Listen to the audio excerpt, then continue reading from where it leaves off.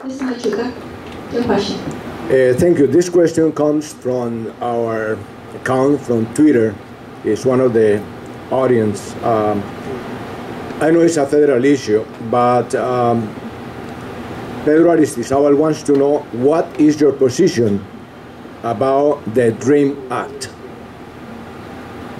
Okay, we will start this end. We're staying in order. And the question is, what is your position, even though he knows it's a federal act, what is your position? Well, again, I think this is a very important question, especially for the community in Orlando, because one of my students and who I serve as a mentor for, Sebastian Sanchez, a student at Rollins College, has been very outspoken on the DREAM Act, and I believe our leadership must continue to push for the passage of the DREAM Act to remove discrimination at every level. This is not just a federal issue. I would work hand in hand with local, state, and federal officials to make sure we are pushing this issue to the forefront.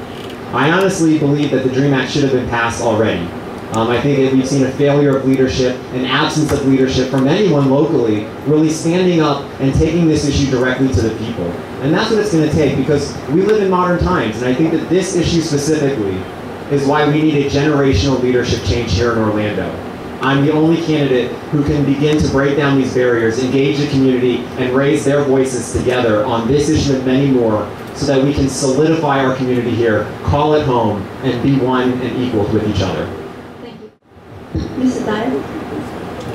While I agree we have no control over it, I will say that I'm critically supportive of the DREAM Act. And then beyond that, in terms of our city, I think that we are a city that embraces diversity and fairness, which is what the DREAM Act is about. We embrace tolerance. We're, I think, the true melting pot in the country. Now people want to come to Orlando. I'm guessing, let me ask this question. How many of you were born in Orlando? Okay, not so many, right? About 4 or 5, but everybody else has moved here to Orlando because you want to live here in Orlando, because this is the best place in America to live, work, and raise a family, and we want to make sure that it continues to be so.